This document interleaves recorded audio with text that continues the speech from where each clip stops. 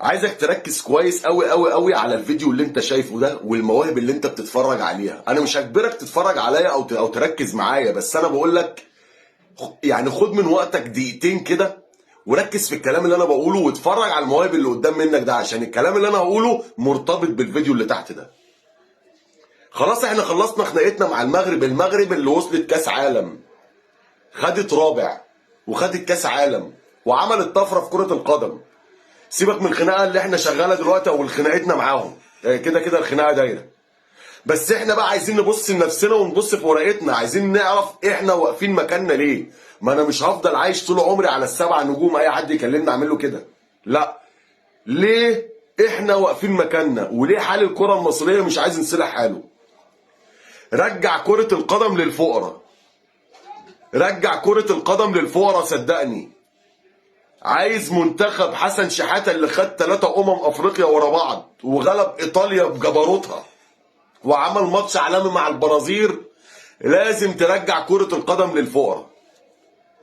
الاحتكار اللي حصل في مصر في كرة القدم من الأندية الاستثمارية والأندية اللي معاها فلوس، ده عمره ما يصلح الكرة المصرية.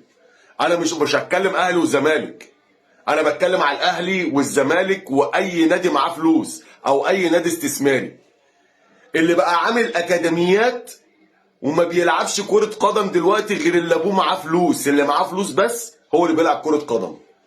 يبقى ابنه اصلا ما عندوش الموهبة اللي هو يلعب كرة قدم وما عندوش اي اساسيات للكورة زي اللي انت شايف. انا عايزك وانت بتسمعني تتفرج وتركز مع المواهب اللي انت بتشوفها، المواهب اللي اتحرمت اللي هي تلعب كرة قدم.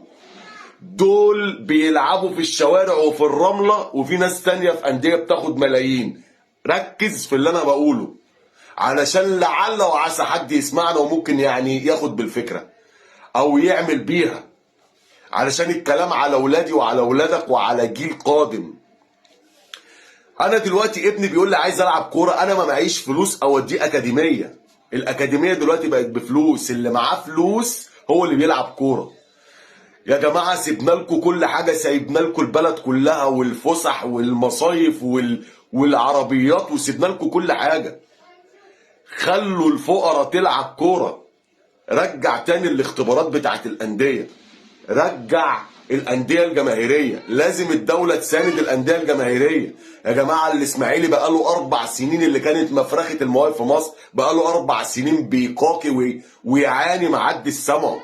الدولة لازم تساند الأندية الجماهيرية يا جماعة. لازم يبقى في اختبارات حقيقية تحت إشراف ولجنة من اتحاد الكورة تاخد المواهب اللي بجد. حرام المواهب اللي انت شايفها دي ما تلعبش كرة قدم، واللي احنا الزبالة اللي احنا بنشوفهم اللي ما يسموش 15 جنيه بياخدوا ملايين يلعبوا كورة.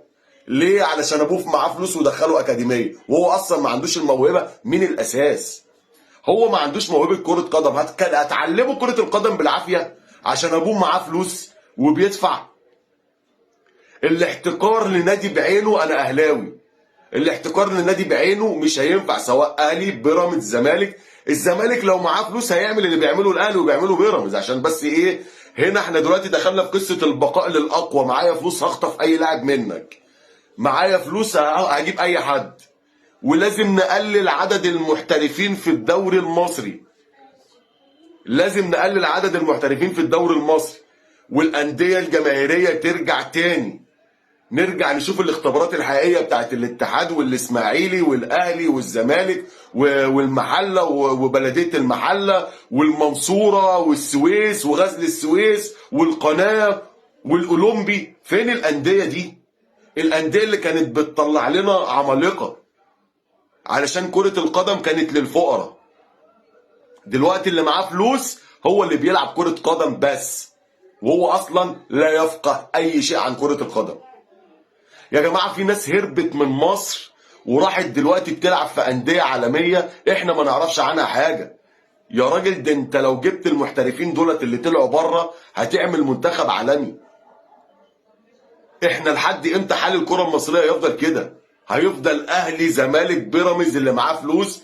الاهلي ماشي غلط، انا اهلاوي بقول لك الاهلي ماشي غلط. يعني ايه انا اي لاعب عاجبني او راح خاطفه؟ فين قطاع الناشئين بتاعك؟ علشان انت اعتمدت على الاكاديميات، عايز فلوس، عايز تستثمر بس. انت والانديه اللي معاها فلوس، وكل الانديه بقت ماشيه على النهج بتاعك، رغم ان انت المفروض تستثمر.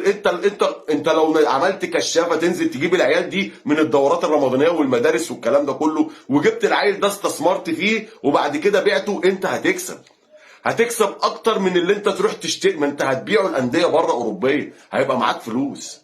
استثمر في البشر، استثمر في البشر يا جماعه. سيبوا لنا الكوره، سيبوا لنا الكوره، سيبوا الكوره للفقراء علشان تلاقوا كره قدم في مصر. يا ريت يمكن لعل وعسى حد يسمعني.